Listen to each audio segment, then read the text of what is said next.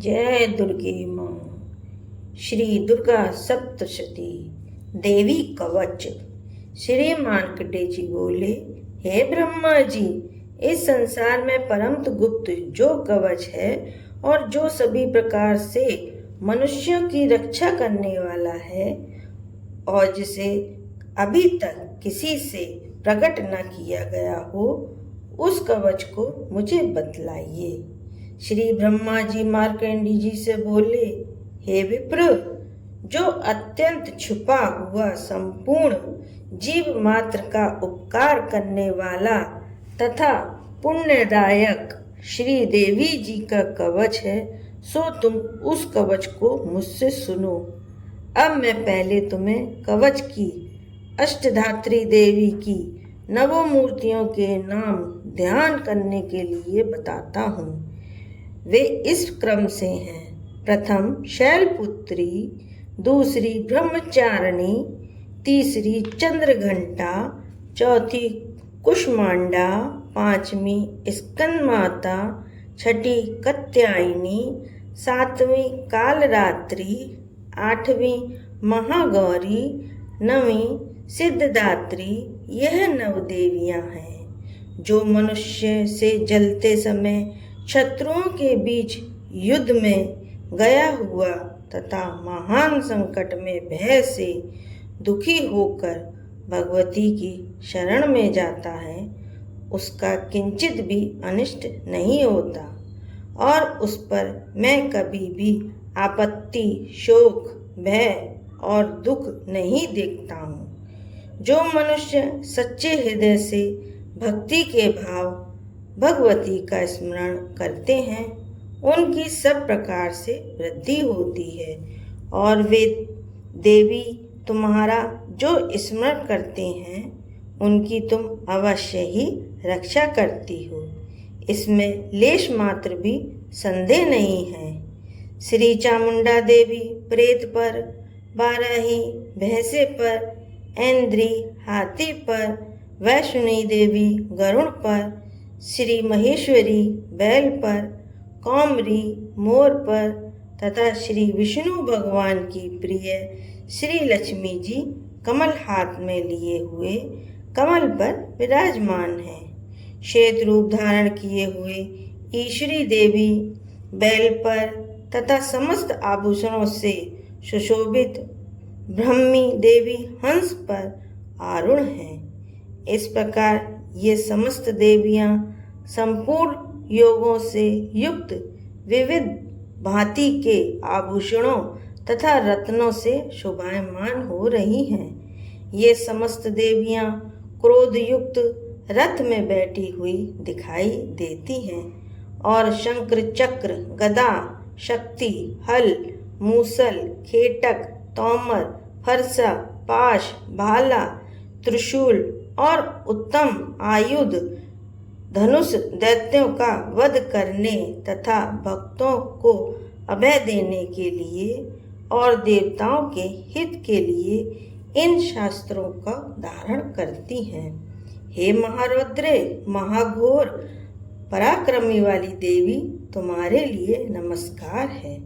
हे महाबलशालिनी, हे महान उत्साह वाली, हे महाभय विनाशिनी, हे बड़ी कठिनता से दर्शन देने वाली, शत्रुओं के भय को बढ़ाने वाली देवी, मैं तुम्हारी शरण में आया हूँ, मेरी रक्षा करो।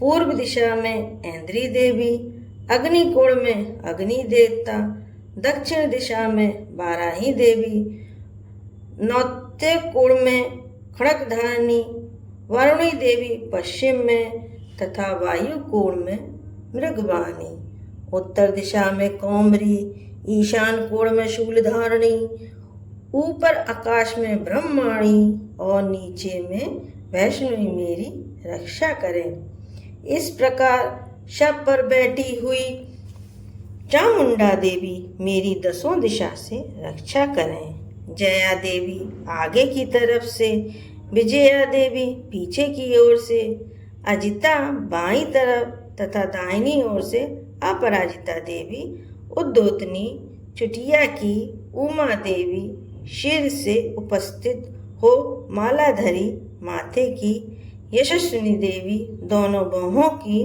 त्रिनेत्रा देवी बाहों के मध्य स्थान की, नासिका की रक्षा यम घंटा देवी, आँखों के मध्य की शंखनी देवी, कानों की द्वारवासिनी, कालिका कपोलों की, जड़ में शंकरी, नासिका की सुगंधा और ऊपर के होठों की चर्चिका देवी, अमृत कला नीचे के होठों की तथा सरस्वती जीहा की, दांतों की कौमरी, कंठदेश की चंडिका, चित्रघंटा गले की, तालु की महामाया रक्षा करें, कामाक्षी ठोड़ी की, सर्वमंगला मेरी वाणी की रक्षा करें, मंगला भद्रकाली गर्दन की और धनुधरी पीठ की, कंठ के बाहर नीलग्रीवा, नलकुबरी कंठ के नली की, खड़क धारणी दोनों कंधों की, बाहुओं की ब्रजधारणी रक्षा करें, दंडनी दोनों हाथों की, अंबिका उंगलियों की, समस्त नखों की शूलेश्वरी, कोक की कुलेश्वरी रक्षा करें, महादेवी दोनों स्तनों की, शोक विनाशिनी मेरे मन की, ललिता देवी हृदय की और शूल धारणी उदर की रक्षा करें, नाभि की कामनी, गुह स्थान की गुहेश्वरी, पूतना कामिनी लिंग की तथा महिषवानी गोदा की, कमर की भगवती, घुटनों की विंध्यवासिनी, सब कामनाओं को पूर्ण करने वाली महाबली देवी जंघों की रक्षा करें, घुटियों की नरसिंह, पैरों के पृष्ठभाग की तेजस्वी देवी, पाँवों की उंगलियों की श्रीधरी देवी, तलुओं की स्थलवासिनी देवी, दिष्ट कराली देवी, नखों की ऊर्ध्वकेशनी, केशों की कौमरी, रोम छिद्रों की भगीश्वरी, त्वचा की रक्षा करें, रक्त, मज्जा, वसा, मांस तथा अस्थि की पार्वती देवी, कालरात्रि आंतों की और मुक्तेश्वरी देवी, पित्त की, पदकोश की पद्मावती, श्लेष्मा की चूड़ामणि देवी, ज्वालामुखी, नस जाल की और समस्त संधियों की अभेका देवी रक्षा करें, श्री ब्रह्माणी मेरे शुक्र की, श्री चित्रेश्वरी देवी छाया की, अहंकार मन बुद्धि की, श्री धर्मधारणी देवी रक्षा करें तथा प्राण, अपान, व्यान, उदान और समान की रजहस्ता देवी, प्राण की कल्याण शोभना देवी, योगनी, रस रूप, गंध, शब्द और स्पर्श, सतोगुण, रजोगुण और तमोगुण की नारायणी देवी रक्षा करें, आयु की बाराही देवी, धर्म की वैष्णवी देवी रक्षा करें, चक्रनी देवी, यश, कीर्ति, धन तथा विद्या की सदा रक्षा करें, इंद्राणी मेरे गोत्र की, चंडिका मेरे पशुओं की, श्री महालक्ष्मी मेरे पुत्रों की और भैरवी मेरे स्त्री की रक्षा करें, सुपता देवी मार्ग की, क्षेमकरी मार्ग में आई हुई आपत्तियों से महालक्ष्मी दरबार में, विजया देवी सभी स्थानों में सब प्रकार से रक्षा करें, यदि कवच में कोई स्थान रक्षा से शेष रह गया हो तो उस स्थान पर पापों का नाश करने वाली जयंती देवी रक्षा करें, अपने कल्याण चाहने वाले मनुष्य को कवच के बिना एक पग भी न चलना चाहिए, क्योंकि कवच से अपनी रक्षा करके नित्य जिस जिस स्थान पर जाकर जिस जिस कार्य की इच्छा करता है उस कार्य से अतुलनीय ऐश्वर्य को प्राप्त कर लेता है, तथा जिसने कवच धारण कर रखा है वह युद्ध में निर्भय होकर विजय को प्राप्त करता है और वह तीनों लोकों में पूजनीय होता है। यह देवी कवच देवताओं को भी दुर्लभ है। जो मनुष्य श्रद्धा पूर्वक पवित्र हो नित्य प्रति तीनों संध्याओं के समय इस भगवती के पाठ को करता है उसे देवी कला प्राप्त होती है वह त्रिलोक में कहीं भी पराजित नहीं होता तथा अकाल मृत्यु से रहित होकर 100 वर्षों तक जीवित रहता है और उसके लूसा, विस्फोटक आदि रोग नष्ट हो जाते हैं। स्थावर, जगम, कृत्रिम, विषादी तथा समस्त अभिचारी यंत्र, मंत्र, तंत्र आदि जो पृथ्वी पर हैं तथा भूचर प्राणी, खेचर, जलचर प्राणी और उपदेशक साथ में उत्पन्न हुए तथा कुछ ही में उत्पन्न होने वाले रोग, शंकनी, डंकनी आदि नीच देवता इस कवच के धारण करने से नष्ट हो जाते हैं। अंतरिक्ष में गमन करने वाले महाबलशालिनी डंकनी ग्रह, भूत, पिशाच, यश, गंधर्व, राक्षस, ब्रह्म राक्षस, बेताल, कुमांड तथा भैरव आदि अनिष्टकारक देवता देवी के कवच को हृदय में धारण करने वाले पुरुष के दर्शन मात्र से भाग जाते हैं। इस कवच को पारण करने से पुरुष के तेज की वृद्धि होती है, यश और कीर्ति को भी बढ़ती है। जो मनुष्य पहले इस कवच का पाठ करके बाद में सप्तशती का पाठ करता है, उस मनुष्य के संतति, पुत्र, पौत्रादिक जब तक यह भूमंडल, पर्वत, वृक्ष, वन को धारण किए हुए हैं तब तक पृथ्वी पर बने रहते हैं और जो देवताओं के लिए भी परम दुर्लभ स्थान है। वह देहांत के बाद उस परमोत्तम धाम को प्राप्त करता है और दिव्य स्वरूप को प्राप्त होकर शिव जी के साथ आनंद का भागी होता है। इति देवी कवच समाप्त। अब है श्री अंगला स्तोत्रम। जयंती मंगला काली, भृत काली कपालिनी, दुर्गा क्षमा शिवा धात्री, स्वाहा सुधा आदि मूर्ति मई देवियों, तुम्हें मेरा नमस्कार है।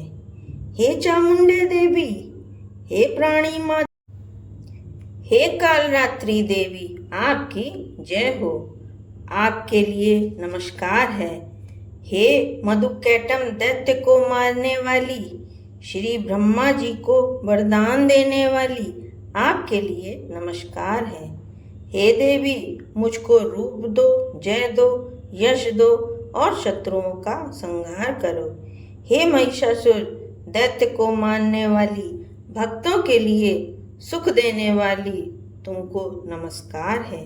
हे भगवती, तुम मेरे लिए सुंदर स्वरूप दो, जय दो, यश दो और शत्रुओं का संहार करो। रक्त बीज दैत्य का वध करने वाली, हे चंडमुंड का विनाश करने वाली, मुझको रूप दो, जय दो, यश दो और शत्रुओं का संहार करो। हे शुम्भ निशंभु तथा दुर्माक्ष दैत्यों का मर्दन करने वाली, तुमको नमस्कार है। मुझको रूप दो, जय दो, यश दो और शत्रुओं का संहार करो। सर्व पूजित युगल चरणों वाली देवी, हे समस्त सौभाग्य देने वाली देवी, मुझको रूप दो, जय दो, यश दो और शत्रुओं का संहार करो। अचिंतनीय रूप और चरित्र वाली, हे समस्त शत्रुओं का विनाश करने वाली देवी, मुझे रूप दो, जय दो, यश दो और शत्रुओं का नाश करो। हे दुखनाशक चंडिके, भक्ति के सदैव नमस्कार करने वालों को आप रूप दो, जय दो, यश दो और शत्रुओं का संहार करो। चंडिके, रोगनाशिनी, शक्ति सहित स्तुति करने वाले भक्तों को रूप दो, जय दो, यश दो तथा शत्रुओं का नाश करो। हे चंडिके, जो भक्ति सहित तुम्हारी निरंतर पूजा करते हैं उनको रूप दो, जय दो, यश दो और शत्रुओं का संहार करो। हे देवी, मेरे लिए सौभाग्य और आरोग्यता तथा परम सुख दीजिए और रूप दो, जय दो, यश दो तथा शत्रुओं का संहार करो। हे भगवती, बैरियों को नष्ट करो, मुझे बलवान करो, रूप दो, जय दो, यश दो और शत्रुओं का संहार करो। हे देवी, मेरा कल्याण करो और परम संपत्ति दो तथा मुझको रूप दो, जय दो, यश दो और शत्रुओं का संहार करो।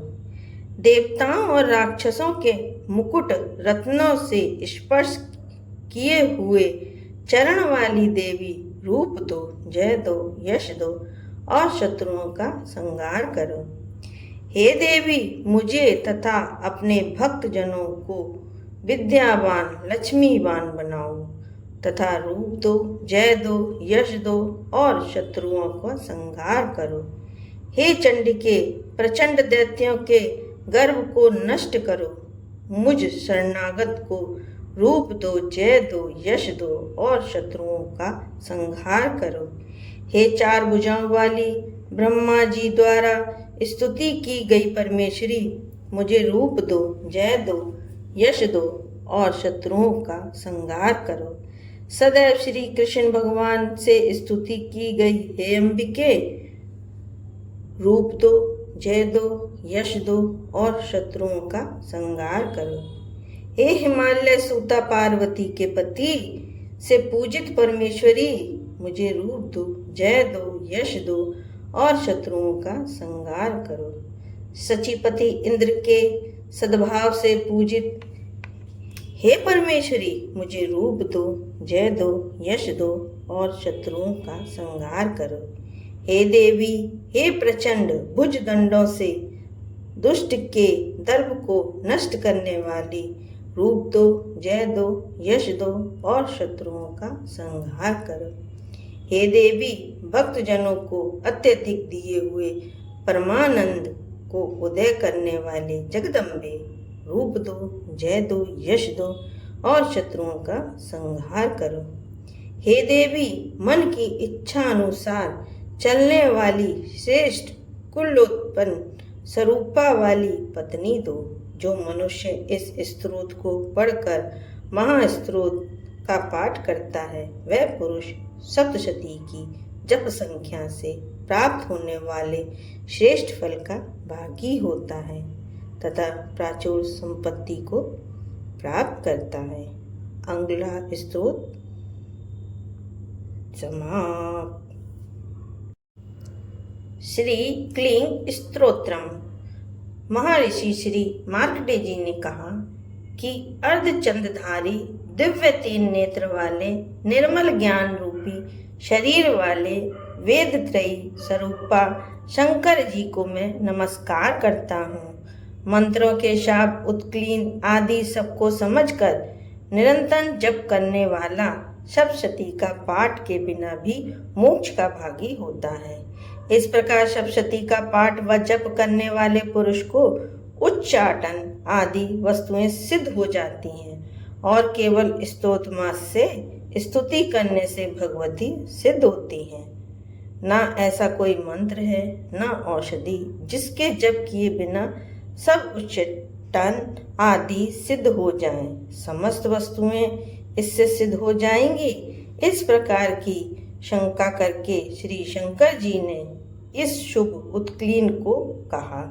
तदनंतर चंडिका देवी के स्तोत्र को गुप्त कर दिया। इस स्तोत्र के पाठ करने से अक्षय पुष्प फल प्राप्त होता है। इसीलिए निसंदेह जो पुरुष सावधान होकर कृष्ण पक्ष की चतुर्थी या अष्टमी की को भगवती की सेवा में सर्व समर्पित कर देता है और फिर उसे प्रसाद के रूप में ग्रहण करता है, उसी से दुर्गा देवी प्रसन्न होती हैं, अन्यथा नहीं। इस प्रकार श्री शंकर जी ने सिद्धि रोकने के लिए क्लीन किया। इसीलिए इसका निष्क्लीन करने जो नित्य जपता है वह सिद्ध गण या गंधर्व होता है। उस व्यक्ति को घूमने में कहीं भी भय नहीं होता, ना अकाल मृत्यु ही होती है। मृत्यु के पश्चात वह मोक्ष को प्राप्त करता है। इसकी पूर्ण विधि को समझ करके प्रारंभ करें। बिना समझे पाठ करने से विनाश होता है। अतः किसी विद्वान से इस स्तोत्र की संपूर्ण विधि को जानकर प्रारंभ करें। विद्वान समस्त विधि को जानकर ही पाठ आरंभ करते हैं। स्त्रियों में जो सौभाग्य आदि दिखाई देते हैं वे सब देवी की कृपा प्रसाद से ही हैं। अतः यह जप करने योग्य है। जो पुरुष इस स्तोत्र का धीरे धीरे स्पष्ट पाठ करते हैं उनको सभी संपत्ति प्राप्त होती है। इसीलिए इसका पाठ उत्साह से प्रारंभ करना चाहिए। इसके प्रसाद से ऐश्वर्य, सौभाग्य, आरोग्य, संपदा, शत्रुनाश तथा उत्तम मोक्ष प्राप्त होता है। ऐसी देवी की स्तुति अवश्य करनी चाहिए। क्लीं स्तोत्रम समाप्त।